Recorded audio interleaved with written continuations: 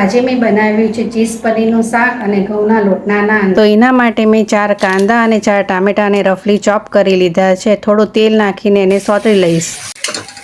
સોતળા ગયા પછી થોડું ઠંડુ થાય એટલે એમાં લસણ, લવિંગ, તજ, મરી, થોડી એલચી નાખીને ગ્રાઇન્ડરમાં ગ્રાઇન્ડ કરી લઈશ.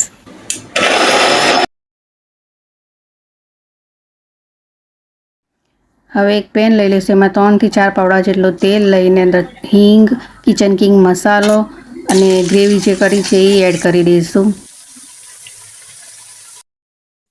બરાબર મિક્સ કરી લઈશ. હવે એમાં મીઠું, કાશ્મીરી મરચું, ધાણા જીરું નાખીને મિક્સ કરી લઈશ. હવે આને ઢાંકીને થોડીવાર કૂક થવા દઈશ. તો જો હવે આપણી ગ્રેવી ખૂબ જ સરસ થઈ ગઈ છે. બધા મસાલા પણ સરસ અંદર મિક્સ થઈ ગયા છે. હવે થોડી કસૂરી મેથી,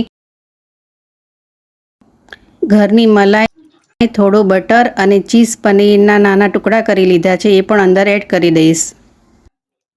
અહીં મેં 200 ગ્રામ પનીર અને 3 ચીઝની ક્યુબ લીધી છે. કોથમીરથી ગાર્નિશિંગ કરી દઈશું. નાન બનાવવા માટે મેં 2 કપ ઘઉંનો લોટ, સ્વાદ અનુસાર મીઠું, 1 ટેબલસ્પૂન ખાંડ, 1/3 કપ દહીં, 1 teaspoon baking powder, 1/2 teaspoon baking soda અને થોડું પાણી નાખીને સોફ્ટ લોટ બાંધી લઈશું. થોડું ઘી નાખીને કૂણવીને અડધો કલાક માટે રેસ્ટ આપીશું. હવે આપણો લોટ સોફ્ટ થઈ ગયો છે.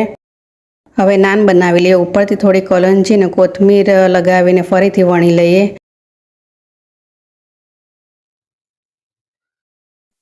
હવે આને પાછળની સાઈડે પાણી લગાવીને લોખંડની તવી પર નાન શેકી લઈશું. આ નોનસ્ટિક તવી પર નથી બનતું, આની માટે લોખંડની તવી જોઈએ છે.